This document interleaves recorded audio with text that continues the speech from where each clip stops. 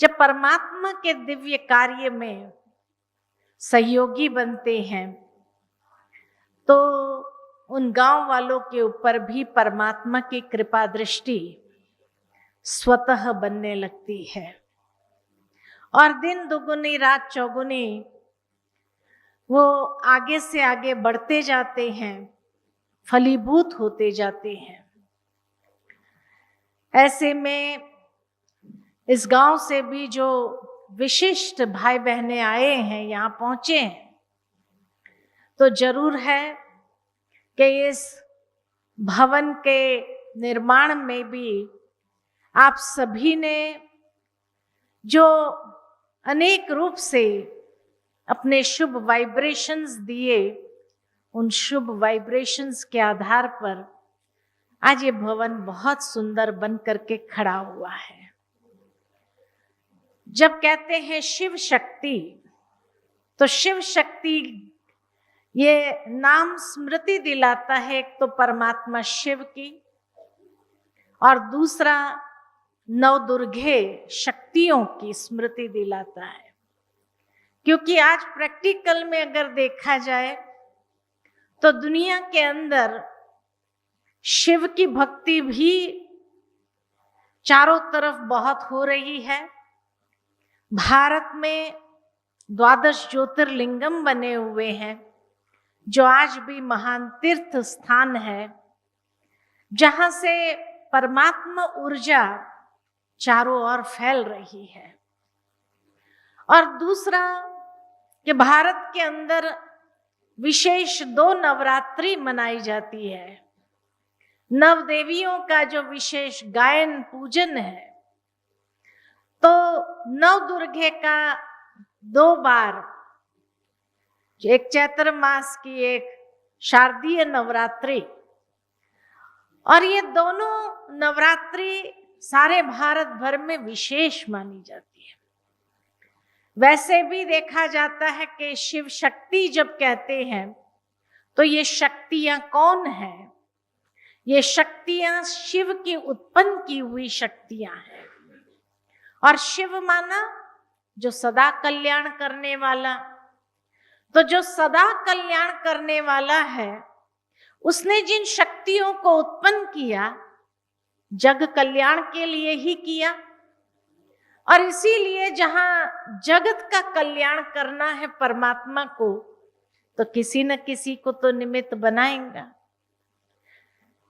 भारत में 51 पीठ शक्ति के अगर देखा जाए, जितनी भी देवियां हैं, ये सारी देवियों को अधिकतर बाल ब्रह्मचारिणी दिखाई है कि जिन्होंने असुरों का संहार किया और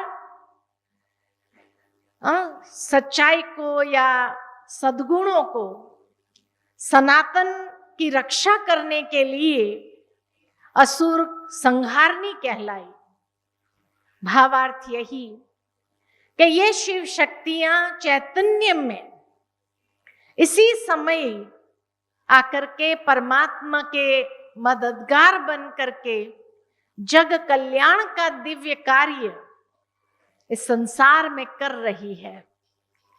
तो जरूर है कि गांव कैसे छूटेगा, इस गांव का भी तो कल्याण होना ही है। और उसके लिए परमात्मा निमित्त तो बनाएगा किसी न किसी को, और निमित्त बना करके वो अपना कार्य कराता है। जब प्रत्यक्ष होंगे तभी लोग दुनिया के अंदर ये गायन करेंगे कि वह शिव शक्तियां आ गई धरनी पर, शिव शक्तियां स्वरूप, प्रैक्टिकल स्वरूप में इस धरनी पर आ गई। जिसको लोग माँ माँ कह करके बुलाते हैं, तो माँ जरूर एक नारी का ही स्वरूप है, कोई नर का स्वरूप तो है नहीं। और उन माँ की पूजा करते हैं, और उन कन्याओं की जहां नवरात्रि में इतनी पूजा करते हैं,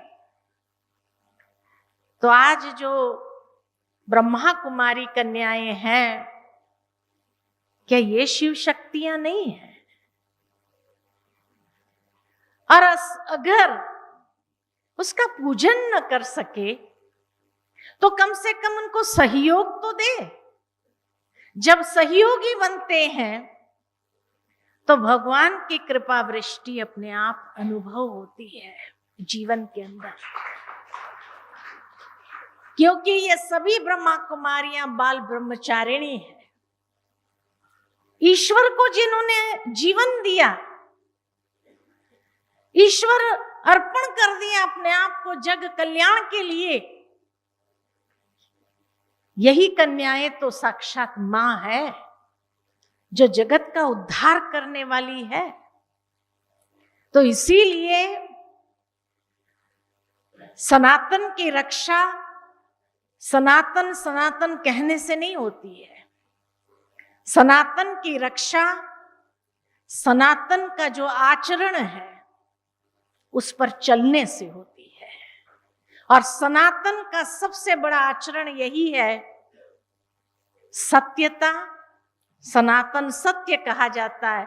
सत्यता की रक्षा करना और अहिंसा के आधार पर रक्षा करना, क्योंकि अहिंसा परमो धर्म ये भारत का सनातन धर्म है। अहिंसा परमो धर्म। श्रीमद् भगवत गीता के अंदर भी सबसे पहली दैवी संपदा ही यही बताई है, अहिंसा परमो धर्म। तो ये साक्षात देवियां, ये साक्षात बाल ब्रह्मचारिणी ब्रह्मा कुमारियां आज समाज की सेवा कर रही है। आप सोचेंगे कैसे सेवा कर रही है? स्थूल में कोई सेवा करने की बात नहीं है। आज एक पेड़ है, एक व्यक्ति आता है और पेड़ के पत्ते पत्ते को पानी दे रहा है, और पत्ते पत्ते को पानी देने के बाद कहता है पता नहीं ये वृक्ष सूखता क्यों जा रहा है, मैंने तो पत्ते पत्ते को पानी दिया। पत्ते पत्ते को पानी देने की जरूरत ही नहीं, इतनी मेहनत करने की आवश्यकता नहीं, जड़ को पानी देना चाहिए। और ये ब्रह्मा कुमारियां जड़ को पानी देती है, संस्कार परिवर्तन करने का दिव्य कार्य कर रही है। जो सनातन सत्य धर्म की जो बातें हैं उसको हर एक के जीवन के आचरण में लाने का कार्य कर रही है। पत्ते पत्ते को पानी देने की जरूरत नहीं है, लेकिन जब जड़ को पानी दिया जाता है, अर्थात उस आत्मा के अंदर रियलाइजेशन द्वारा परिवर्तन करने की जो प्रक्रिया आरंभ होती है, उस परिवर्तन की प्रक्रिया से अनेकों का जीवन बदलता है। जैसे आज ब्रह्मा कुमारियां गांव-गांव में जाकर के भारत भर के अंदर एक अभियान चला रही है व्यसन मुक्ति का। और ये व्यसन मुक्ति जिस व्यसन ने कितने लोगों का जीवन बर्बाद किया, खराब किया, कितने परिवारों को खराब किया, आज ये ब्रह्मा कुमारियां व्यसन मुक्ति करा के उनके जीवन को संवारती है, उनके जीवन को उच्च बनाती है, दिशा देती है, आध्यात्मिक दिशा। और आध्यात्मिक दिशा अर्थात ये नहीं कि खाली मंदिर में जाकर के पूजन कर लिया, हाँ पाठ कर लिया, पूजन कर लिया, यही हमारा सनातन धर्म है। नहीं, सनातन धर्म का आचरण बहुत श्रेष्ठ है। और इसीलिए ब्रह्मा कुमारी आध्यात्मिक ज्ञान का प्रचार प्रसारण करते हुए अनेकों के जीवन के अंदर उनकी आत्मिक ज्योत जलाती है, उनके संस्कारों का दिव्यकरण कर रही है, जिस संस्कार के दिव्यकरण से एक नए समाज की नींव पड़ती है, एक नए समाज का निर्माण होता है। आज की दुनिया के अंदर तो क्या, लेकिन भारत के अंदर भी कितने परिवार टूट रहे हैं, कितने संबंध बिखर रहे हैं। कारण क्या? स्वभाव। व्यक्ति का स्वभाव में इतनी तामसिकता आ गई है और उस तामसिकता के कारण ही परिवार बिखरता है। छोटी सी बात पर गुस्सा आ गया, क्रोध आ गया, लड़ाई झगड़ा हो गया। ये हमारा सनातन धर्म तो नहीं है, ना ये सनातन धर्म सिखाता है। सनातन धर्म तो शांति का आचरण सिखाता है, सत्यता के आचरण के साथ साथ शांति का पैगाम देता है सारे विश्व के अंदर। थोड़े दिन पहले ही की बात है कि किसी ने हमें कहा, भारत के पास सारी क्षमताएं होने के बावजूद भी भारत पर लोगों ने राज किया, लेकिन भारत ने किसी के ऊपर आक्रमण नहीं किया। ऐसा क्यों? ऐसा क्यों कि भारत ने किसी पर आक्रमण नहीं किया? सभी ने भारत पर आक्रमण किया, सभी ने यहां राज किया, सभी ने भारत को लूटा। भारत ने किसी पर आक्रमण क्यों नहीं किया? क्या भारत के पास क्षमता नहीं है, शक्ति नहीं है? है, शक्ति भी है, क्षमता भी है। लेकिन हमारी दादी जी कहती थी, भारत माता है। इंग्लैंड माता नहीं कहा जाता, अमेरिका माता नहीं कहा जाता, भारत माता है। माता के ऊपर कोई अत्याचार करता है, लेकिन माता कभी किसी के ऊपर अत्याचार नहीं करती है। माता संस्कार देने का ही काम करती है, और इसीलिए भारत विश्व गुरु बनेगा जब सारे संसार को संस्कार देने का काम करेगा तब। इसीलिए भारत माता है और माताओं का गायन पूजन है इस भारत भूमि पर। और वो माता हमेशा दया, करुणा, प्रेम यही आचरण में सिखाती है, यही घर बनाने का काम करती है, घर तोड़ने का काम नहीं करती है। भारत भी चाहे तो किसी पर आक्रमण कर देता था, कई देशों के ऊपर राज कर लेता था, लेकिन ये माता का संस्कार नहीं है, ये माता का संस्कार नहीं। तो भारत माता है, और माता हमेशा बच्चे को, कितना भी बच्चा तूफान मचाए, कितना भी बच्चा अत्याचार करे, लेकिन माँ के हृदय में क्या होता है? बच्चे के प्रति करुणा होती है, दया होती है, प्रेम होता है। यही संस्कार माँ के हैं। ये ब्रह्मा कुमारियां जो है ना, उनके जीवन में भी यही दया, करुणा, प्रेम यही भरा हुआ है, और उसी के कारण आज भारत थमा हुआ है। यही आध्यात्मिक शक्ति के आधार से भारत विश्व गुरु बनेगा। कोई भौतिक ताकत को लेकर के विश्व गुरु नहीं बनेगा, कोई मिसाइल पावर को लेकर के विश्व गुरु नहीं बनेगा। अगर मिसाइल पावर से विश्व गुरु बन जाता तो अमेरिका बन जाता था, लेकिन नहीं बन सका। भारत विश्व गुरु जो बनेगा, आध्यात्मिक शक्ति से बनेगा, आध्यात्मिक ताकत से बनेगा। और यही हमारा सबसे बड़ा हथियार कहो, यही हमारी सबसे बड़ी ताकत है।